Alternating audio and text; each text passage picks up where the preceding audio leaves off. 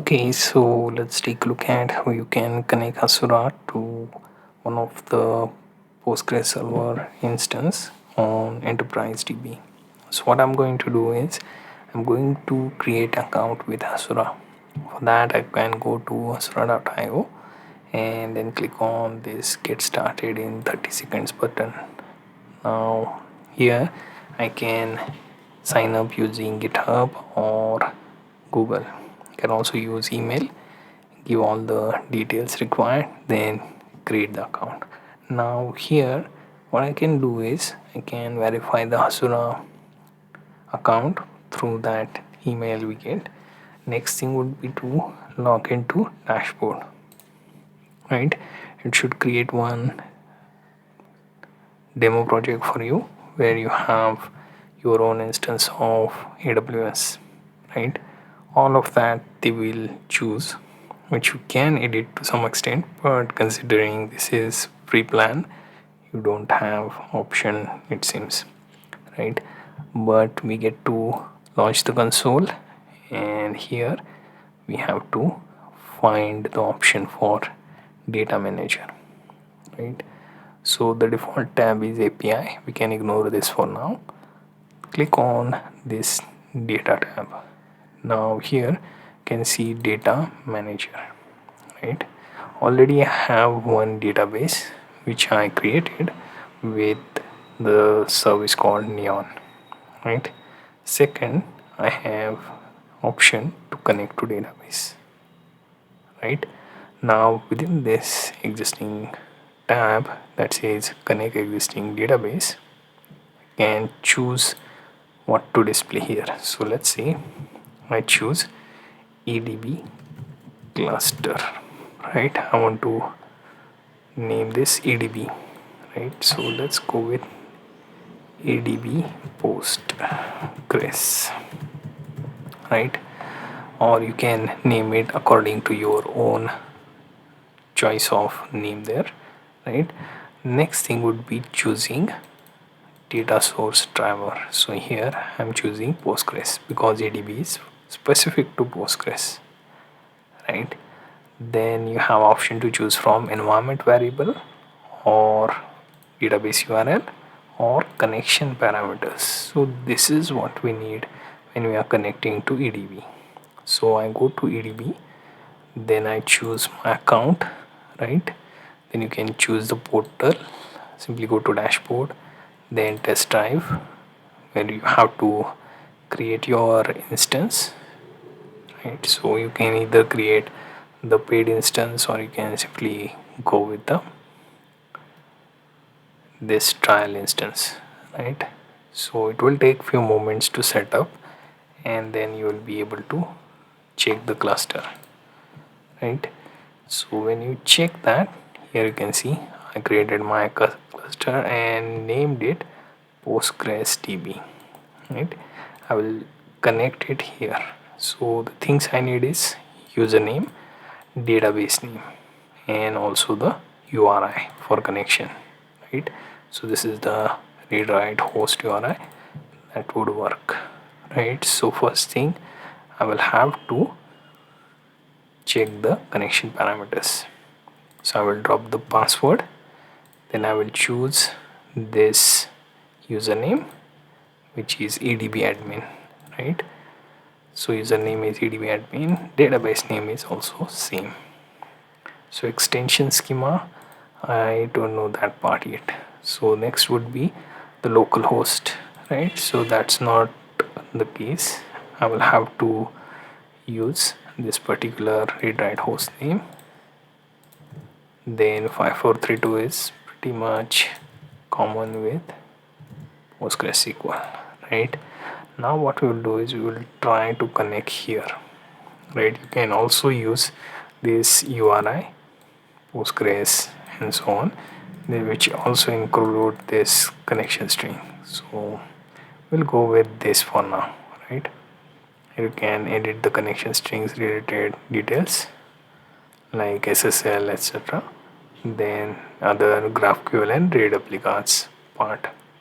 So for now, let's say if I choose to give it the same name for display name, right? Now let's click on create. So inconsistent object connection error, we can check details. So here you can see password authentication failed for user EDB admin. So we'll try to see what could be the cause here. So EDB admin is the user and the password that we have is issue. Okay, so once I fix this password part, I can click on connect database. Now our data source is added successfully. Here you can see Postgres EDB is the name given to it. So if I click on it, you will be able to find the message welcome to Hasura, right? So here I can go ahead and create the schema and proceed, right? So I can also click on view database. Here you can see the public and I have option to create the table if I want, right? So create schema. Also here you have, we can take a look at two data sources here, one being the neon database which allowed me to create this particular table, second being the Postgres database. Here no existing table was accessed in the process, right? So here I will have to check the option to create the table, right? So here I get to create a new table, right? So let's say if I choose to create new table, let's give name to this table company, then we have columns id integer, then name, text, then department which is again going to be a text, finally the salary which is going to be integer, right? The primary key is going to be id, no foreign keys, unique keys, and no need to check the constraint here for now, right? So you can extend that later if you want. So let's create one table, so it should show you the table view. So tracking creating table field, let's see, right? So it is referring to another. Okay, so here you can see it is tempting me to use any other name other than the company table because that is already there. So let's go with something like startup, right? So if I create a table name startup, all of the same fields I can try again. So the table is created and we have a new table here.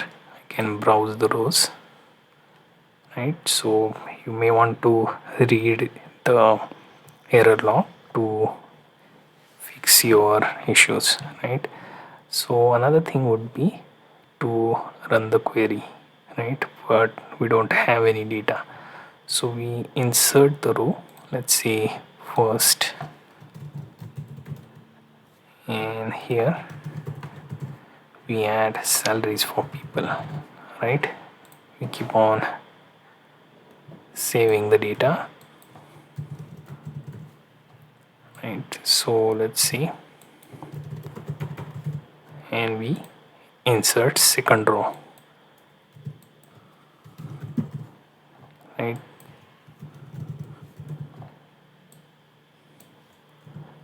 Now let's go for the final, right? And we add all the possible rows. So if we check the browse rows option, you can see that you have your data. Currently we don't have any relationships here, or we have not added any form of user to give it a permission. We can see the modify options here, and there is also insert row options where we can keep on adding the new data, browse through, query, filter and sort your data if required, right? So we managed to connect to enterprise DB Postgres instance, and we managed to set the connection and create one table there, right? Considering one of the company table was already there within Postgres, so it gave me that error within data. So two tables of same name kind of created conflict there, right? So it asked me to change the name, which I did, and we also created the table using the Hasura itself, right? So you get the idea how to use Hasura to connect to Enterprise DB for setting up PostgreSQL database connection.